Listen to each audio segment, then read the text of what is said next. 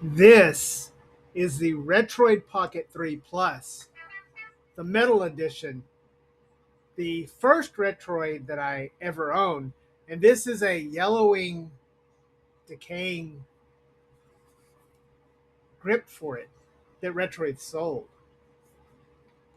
This is still a great device, the T618 that can play some PS2 and GameCube with a premium metal build. But we've come a long way since the Retroid Pocket 3 Plus. We've had, and by the way, the 3 Plus came out shortly after the 3 and really made people angry.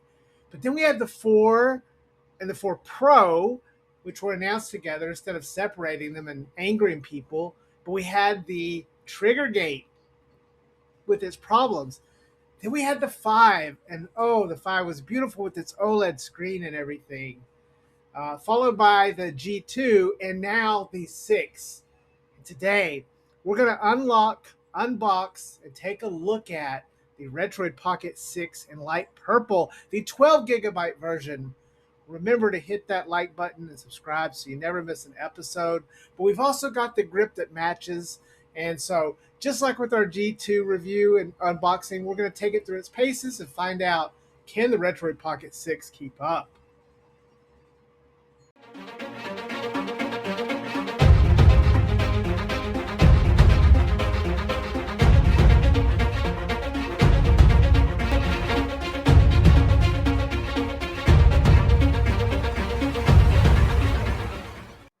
I used to think that my best friend, my dog, was fine eating the generic packaged food.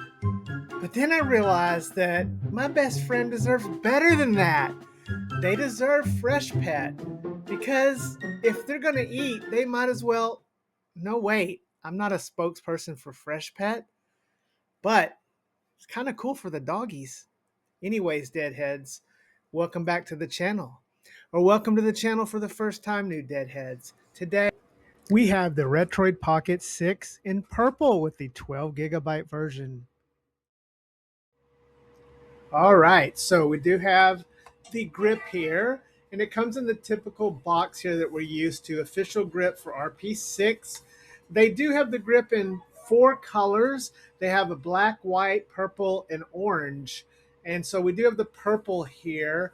And so this is your typical box for the grip. Nothing too fancy here. But as we break the Retroid seal here, we'll take a look at this. And much like we did with the G2, we wanted to have the grip. Now, I have seen or heard that this iteration may be quite comfortable without the grip.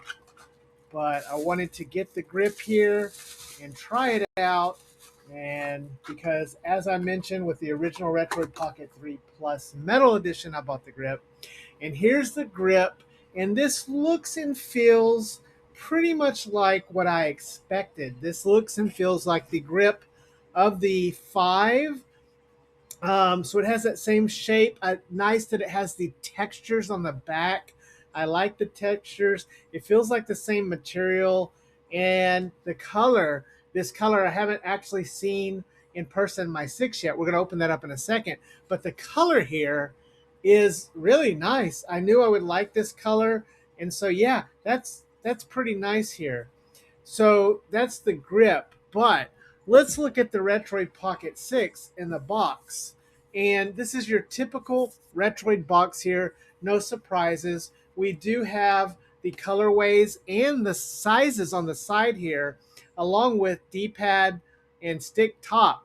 So it does have 8 gig stick top, 8 gig D-pad top, 12 gig stick top, 12 gig D-pad top. And they do offer it in black, silver, 16-bit orange, and this light purple that we got. As with most of the other Retroid boxes, there's not a lot on here. It does say RP6. It does have the Retroid Pocket name on the top. But let's get this thing out of the box here. And Retroid's packaging is pretty consistent, so we don't expect any surprises here as I dig in. It's always fun to open up a Retroid I like the way they've done their boxes, and keeping their same design is actually fine by me.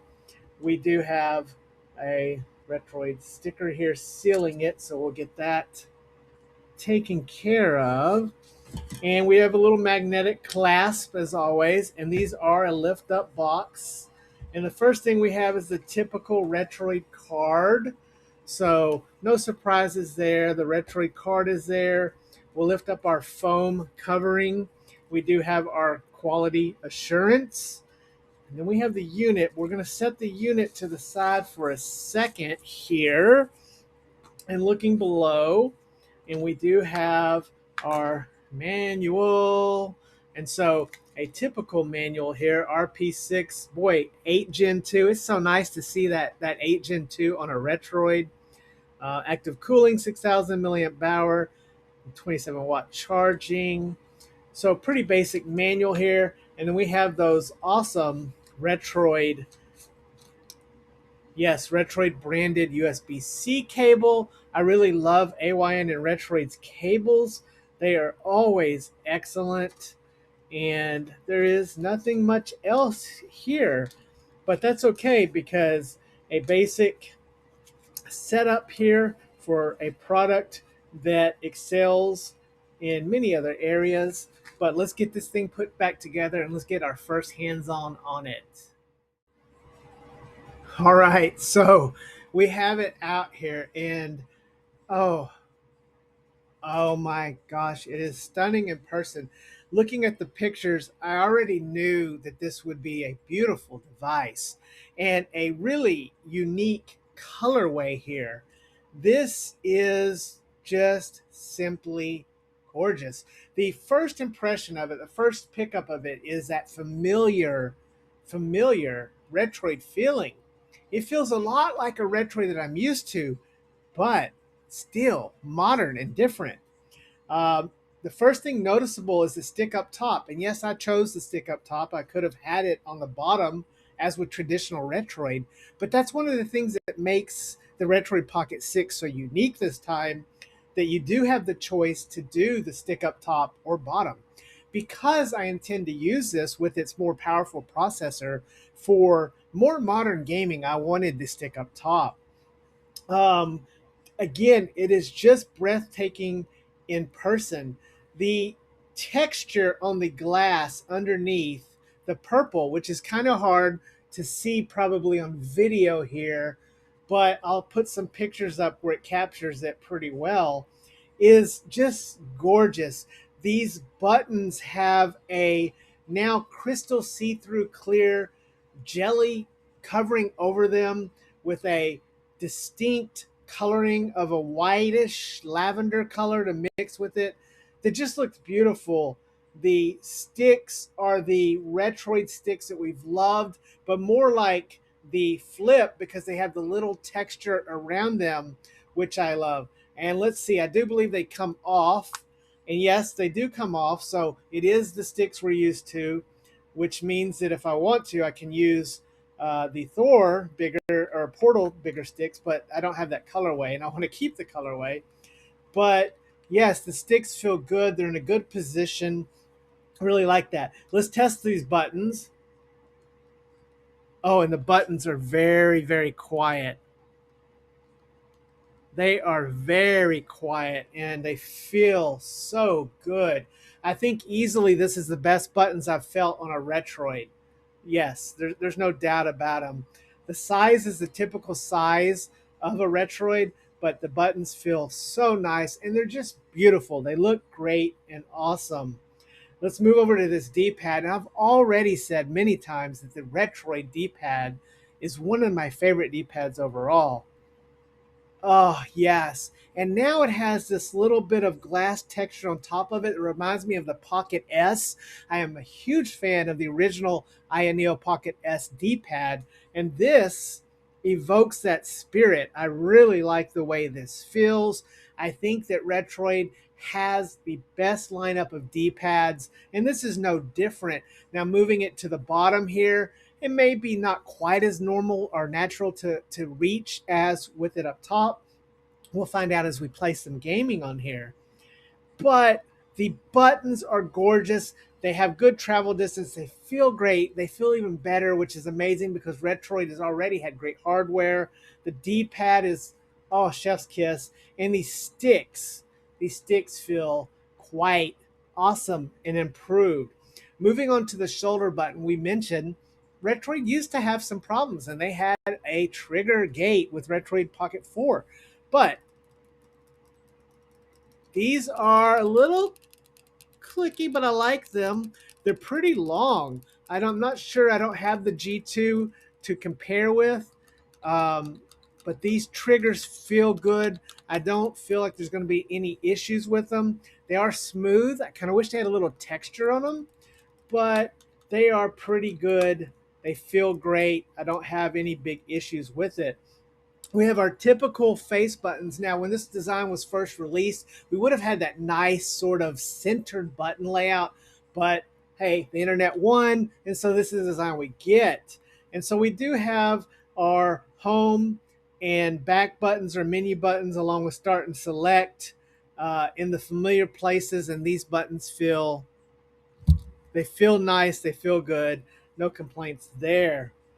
Um, Moving along, let's look at the top of it. We have our familiar volume along with our power button on the top. We don't have anything on either side, which because it has this ergonomic shape, that's great. Nothing there, no surprises. We have two beautiful front firing bottom speakers here that look nice and appropriate. On the bottom, we have our TF card slot. We still have a headphone jack. We have our USB slot. Now, the USB slot is not quite centered like we're used to seeing it. That has caused some folks to question whether this can be used properly with the dual screen attachment. I'll leave a picture up here showing that yes, it can be centered and used as shown by Retroid themselves. And so that, now let's look at the back. In the back, we have a new design, and we have this just nice texture. I really like the texture, but the standout here are the buttons. For the first time, we have buttons on the back a la Odin. And these buttons, they feel good. Now, with the smaller form factor, I am wondering if these buttons will feel nice to kind of push and touch. With a larger screen like my Conquer Pocket Fit, I love the placement of those buttons. I actually use them on my Odin 3. I use them, but I'm a little curious with the little smaller form factor if this will feel natural to me or not. So far, it feels okay. The buttons are nice. I like the design of them. They're smooth. There's no grip on them, so I think that's nice. Rounding out the shape of this has a more shaped, protruding sort of form to it. It feels pretty good holding it. It's not quite as flat as previous iterations. I think I'm still going to prefer the grip on it, which we're going to put on there in a second. But I actually don't mind holding it like this. I think it feels pretty good. Again, man, these sticks feel fabulous. I love the texture on them, the added texture of that. These buttons are so beautiful. This is just a stunning looking handheld, but it's not just a shelf handheld because this thing has a Snapdragon 8 Gen 2, so it can play quite a bit. But let's try this grip, because using it without the grip, we have smooth, right? Smooth back here. We're now going to get some grip, and I actually prefer grip to smooth. So let's put this in here, and that color matches perfectly where you can't even tell. And yes, I like it better with the grip. I can tell. I can actually grab the buttons back there better with this grip for my hand size. My hands go more naturally on the sticks. So much like with the Portal, the Odin Portal, I'm going to say from my initial impressions right here, I think the grip is definitely going to make this better. It is for me at least. Everybody has different hand sizes, but I can tell you that just immediately putting that grip on there, it just felt great. I really like the idea of a removable grip. That way you can go either way, but I like the grippiness of this. I like that it matches the color exactly. It doesn't take away from the design. If anything, it accents the design and makes it look better. So yeah, initially, I gotta say, I really like it. Now, there's one thing about this that I'm not real sure On this grip, there is this little knob, this little knob at the back. I know Russ had mentioned this, and I kind of now see this. And when I'm holding this, I don't notice it there or feel it, but yeah, I'll try to get a shot of it here. This is a little interesting that that's there. Now the other thing is, I kind of wish there was a lanyard. You know, maybe this is too big for lanyard, but I think I would have used a lanyard on it. We got a lanyard on the Thor after all, so kind of wish there had been a lanyard hole. But I'd say the $15 for the grip to match is the key. I like it. Man, this looks stunning, guys. It just looks better. I already saw videos, but it just looks so much better in person. I can't really just tell you how much. But let's get the thing booted up and start playing some games on it and then talk about the performance, which being a Snapdragon 8 Gen 2, I have used many of those. I still have the Thor that runs that. And so I really kind of know what the performance is going to be. I'm not going to be surprised here, but I want to check out this screen, this 120 hertz screen, and find out what it looks like. So let's get the thing fired up and test it out. Hey guys, sorry to interrupt the video, but I wanted to take a moment to talk about an awesome speaker. This AGM Magrock portable Bluetooth speaker that is IP67 waterproof, drop proof, and dust proof. Using Bluetooth, you can use this speaker just about anywhere. It also has a vibrant RGB light show to give it that nice effect that you look for. Best of all, this thing has a magnetic attachment design. And as you can see here, I use this to make my handheld sound glorious. Oh my God, my RG477M has never sounded better. Yes, that's right. This is small, pocketable, portable, and best of all, it comes in at under $50. You can pick one of these up for yourself by hitting the link in the description below. We want to thank Amazon for sending this over and having us take a look at it. Again, this is the AGM Magrock portable Bluetooth speaker, which could be a very good companion to all of your precious handhelds. Back to the show.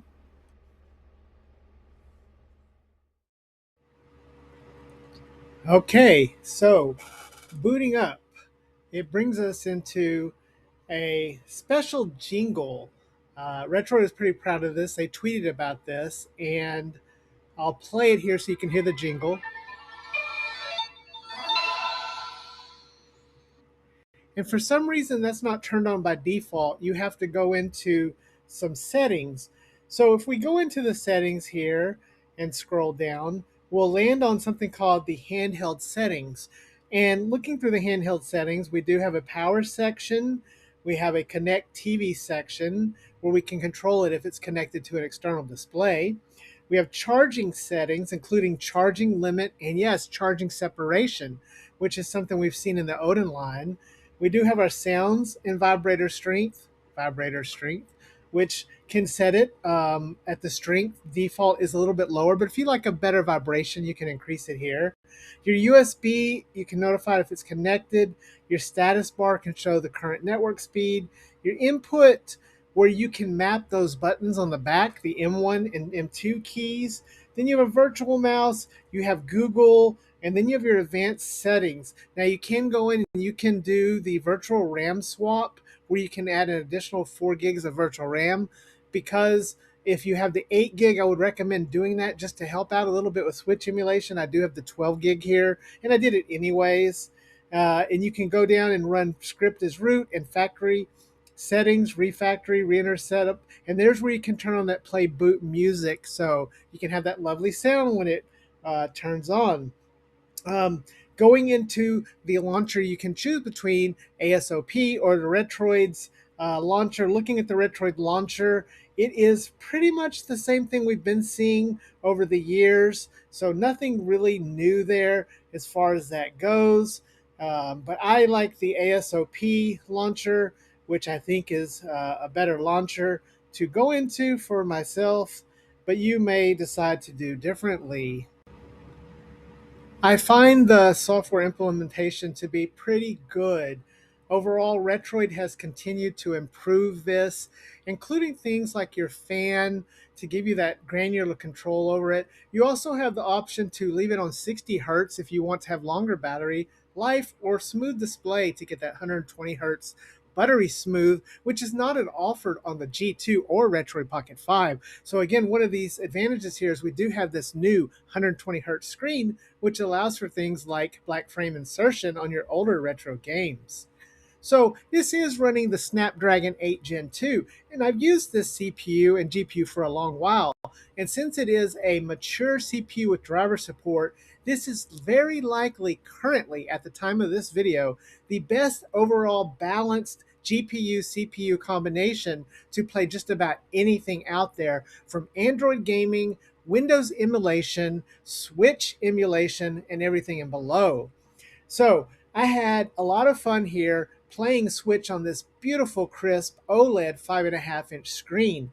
Everyone had wanted an OLED screen on the Switch Lite, and while Taki had presented a solution that was a little bit hard to get a hold of for some people, but is out there, this is probably the ultimate Switch Lite for people with a 5.5-inch OLED screen at 120 hertz that plays Switch emulation to the best of its ability. Now, emulation for Switch is still not at the point where it can completely replace your Switch, so original hardware is still probably preferred.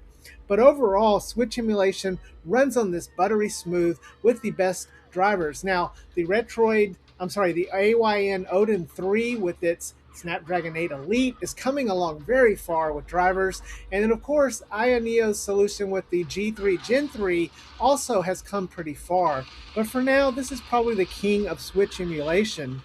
As far as other emulation below that, PlayStation 2 emulation, again, works very well. Most of the games you try on here are going to work, and if they don't, it's not a limitation of the hardware, it's going to be a limitation of the software environment or the emulation itself. So games like Tekken Tag Tournament look beautiful upscaled, and even something more demanding like Sly Cooper, we were able to get up and running, as you can see here. Oh, and let me mention just how beautiful these speakers are. These front-firing bottom speakers sound gorgeous. Take a listen here to just how great this sounds.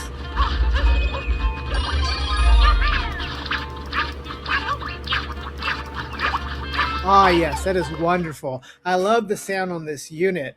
So you can also dive into the world of PC emulation using Game Native or Game Hub or Game Hub Lite, or even setting up Winolator on this. Because we're in a mature Android ecosystem, we can do a lot of things here. Now, this is running Android 13, which is, getting a little long in the tooth, but it's still pretty well supported. I didn't run into many issues with this. Overall, I found this a delight to play. And now that we have the choice of stick up top or D-pad up top, you can choose what you prefer. For me, I found this to be the ultimate Switch emulation machine right now. It is also beautiful at other things like PSP. This 16:9 screen is perfect for it. Now, for your PS2 and GameCube and your older games, I'm still going to say the Anbernics 4.7-inch 120 hertz IPS LCD screen on items like the RG477M and 477V are going to be the ultimate PS2 and GameCube experience. However, if you get the black unit of this, you'll not notice the bars and you can really just see a buttery smooth picture. Overall, I really found Retroid has continued to improve the process, but let's wrap this initial impressions up and give my overall feeling about this handheld and what I think and where it stands in the marketplace. So, where does that leave us? After having used this for a couple of days, I can say with confidence that this is the best handheld that Retroid has produced to date. The Snapdragon 8 Gen 2 is a fantastic choice in CPU and GPU for gaming as of the time of this video. Now, as this video ages, there will be better solutions, but for the time of the publishing of this video, this is the ultimate CPU, GPU, in my opinion, right now. The price point makes it very interesting because we do have the G2 from Retroid, which we have already reviewed on this channel. Go check it out. And honestly, the overall experience with the G2 versus this comes down to one thing, and that's the screen and that 120 hertz. I would pick this over the G2 all day, every day, simply because of the 120 hertz. Now, if they had the same screen, it would be much tougher to pick, and I would go for which one is probably the most cost effective.